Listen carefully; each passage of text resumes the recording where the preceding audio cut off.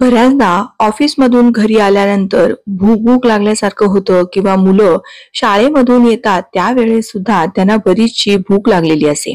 मुलं ट्युशनवरून आली किंवा शाळेतून आली तर मात्र त्यांना मॅगी वगैरे बनवून देण्यापेक्षा ही अशी घरच्या घरी अगदी मस्त चटपटीत आणि हेल्दी अशी भरली चपाती तुम्ही बनवून देऊ शकता. आज आपण घरातल्याच वस्तूंचा वापर करून ही अशी मस्त चटपटीत भरली चपाती कशी बनवायची हे पाहूयात. नमस्कार, मी प्रिया. तुमच्या सगळ्यांचं खूप खूप मनापासून स्वागत. सर्वप्रथम आपल्याला दुपारी जर आपण चपाती तयार केली असेल किंवा शिळी चपाती असेल तर ती घ्यायची आहे. जर शिळी चपाती नसेल तर एखादी ताजी चपाती सुद्धा तुम्ही घेऊ शकता. आता मी एक चपाती घेतली आहे, त्यावरती आपल्याला टोमॅटो केचप जे असतं सॉस ते लावून घ्यायचं आहे. इथे मी स्वीट अँड स्पायसी जो थोडासा तिखट असतो तो घेतलेला आहे. जर तुमच्याकडे मेयोनीज किंवा पिझ्झा टॉपिंग हे असे छोटे छोटे पाऊच ना विकत मिळतात, ते जरी तुम्ही लावलेत ना तरीही चालेल. आणि हे असे पाऊच नेहमी घरामध्ये ठेवावे, म्हणजे मुलांना कधीही चपाती बरोबर लावून देता येतं. त्यानंतर इथे मी ही ग्रीन चटणी, म्हणजे थोडीशी माझ्याकडे पुदिन्याची चटणी होती, ती मी लावून घेणार आहे. सँडविच वगैरे ब्रेड खायला घालण्यापेक्षा हे चपातीचं तुम्ही असं सँडविच म्हणा किंवा भरली चपाती मुलांना देऊ शकता. त्यानंतर आता काय करायची, ही मी थोडीशी सकाळी भाजी तयार केली होती मटार आणि बटाट्याची, ती मी भाजी यावरती लावून घेणार आहे. पण जर तुमच्याकडे दुसरी कोणती भाजी असेल तर ती सुद्धा अगदी पूर्ण ड्राय करून घ्यायची, आटवून घ्यायची आहे आणि ती जरी तुम्ही अशी स्प्रेड केली ना तरीही चालेल, म्हणजे मुलांच्या पोटात भाजी सुद्धा जाते.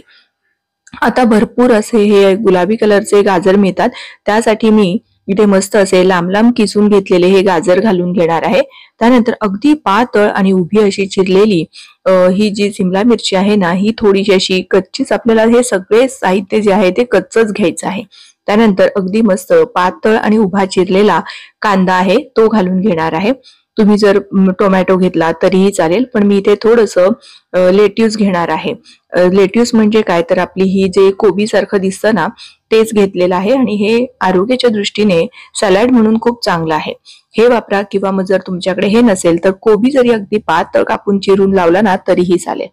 थोडंसं आता यावरती काय करायचं, मीठ भुरभुरून घ्यायचं, कारण आपण हे जे गाजर, सिमला मिरची, लेट्यूस त्याच्यावरती मीठ घातलेलं नाहीये, म्हणून थोडंसं चाट मसाला आणि मीठ मी यावरती घालून घेतलेलं आहे. आता काय करायचं, जर तुम्हाला चीज स्लाइस असेल तर ती घाला किंवा मग हे असं जे चीज क्यूब असतं ना ते थोडंसं असं घालून घ्यायचं आहे. लहान मुलांसाठी करणार असाल तर चीज आवर्जून घाला, मुलांना चीज आवडतंही आणि मुळात ना ते खूप हेल्दी सुद्धा असतं. चीज खाणं खूप हेल्दी आहे, त्यामुळे चीज असेल तर नक्की घाला.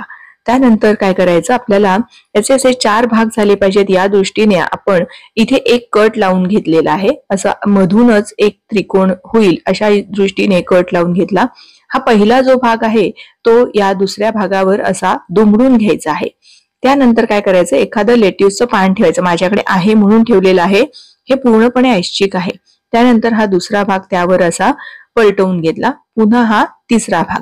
हे असं केलं ना म्हणजे साधारण असा सँडविच सारखा आकार येतो आणि ही आपली भरली चपाती बनवून तयार झालेली आहे. बघा काय मस्त, अगदी टेम्पटिंग दिसत आहे. आणि यामध्ये जे आपण पुदिन्याची चटणी, केचप, सगळ्या भाज्या, चाट मसाला, मीठ घातल्यामुळे ही अगदी अशीच खायला सुद्धा खूप छान लागते. पण आपण काय करणार आहोत, हिला आणखीन छान असं क्रिस्पी तयार करणार आहोत. त्याकरता मी इथे एक तवा गरम करायला ठेवलेला आहे आणि यावरती थोडंसं बटर लावून घ्यायचं. बटर लावा, तूप लावा किंवा तेल, तुम्हाला जे आवडेल ते लावा. आणि मग त्यानंतर ही जी आपण भरली चपाती करून ठेवलेली आहे ना ती यावर ठेवून घ्यायची आहे. मी इथे 2 चपात्या करून घेतलेल्या आहेत. आता गॅसची आच मध्यम ते मोठा ठेवायचा आहे आणि मध्यम आचेवर आपल्याला या चपात्या चांगल्या शेकवून घ्यायच्या आहेत, म्हणजे त्यांचं वरचं आवरण छान कुरकुरीत होईल. थोडंसं मी वरून सुद्धा बटर असं लावून घेणार आहे, म्हणजे जेव्हा चपाती उलटवतो ना त्यावेळेस हिचं वरचं जे आवरण आहे ना ते सुद्धा छान कुरकुरीत होईल. खालच्या बाजूने चांगली खरपूस शेकली आहे की नाही ते पाहायचं आणि मगच उलटवून घ्यायचं आहे, कारण आपण सारखं उलटपालट केलं तर यातलं स्टफिंग ना बाहेर पडण्याची शक्यता असते. त्यामुळे एक बाजू चांगली शेकली की मगच ही अशी अगदी अलगद हाताने उलटवून घ्यायची. बघा काय सुरेख रंग आलेला आहे आणि एकदम मस्त कुरकुरीत अशी आपली ही चपाती बनवून तयार झालेली आहे. एकदम छान वरचं आवरण बटर लावल्यामुळे कुरकुरीत पण होतं आणि चवीला सुद्धा ना खूप छान लागतं. आता काय करायचं, हे जी कड असते की नाही ती सुद्धा अगदी छान कुरकुरीत व्हायला पाहिजे, त्यामुळे ही अशी थोडीशी उभी करून चपाती या बाजूने सुद्धा चांगली अशी शेकवून घ्यायची आहे. म्हणजे सगळ्या बाजूने ती एकदम छान अशी कुरकुरीत लागते खायला.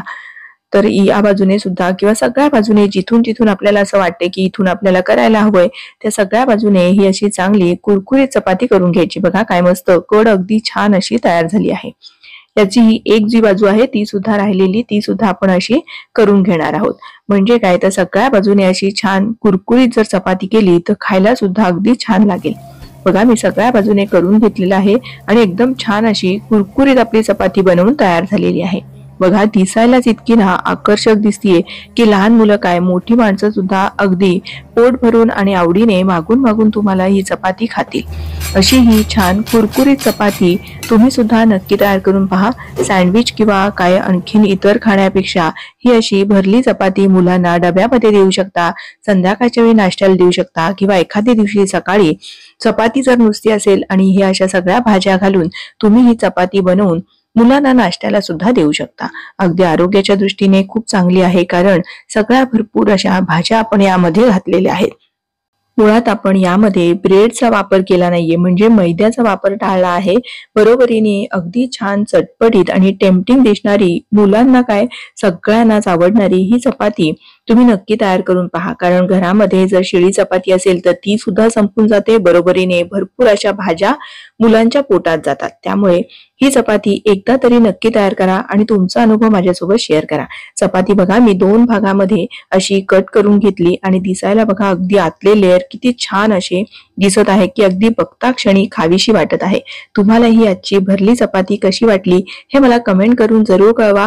व्हिडिओ थोडा जरी आवडला असेल तर प्लीज एक लाईक करा. तुमच्या मैत्रिणींना आणि नातेवाईकांना जास्तीत जास्त शेअर करा. अशा छान छान रेसिपींसह पुन्हा लवकरच भेटूयात. धन्यवाद.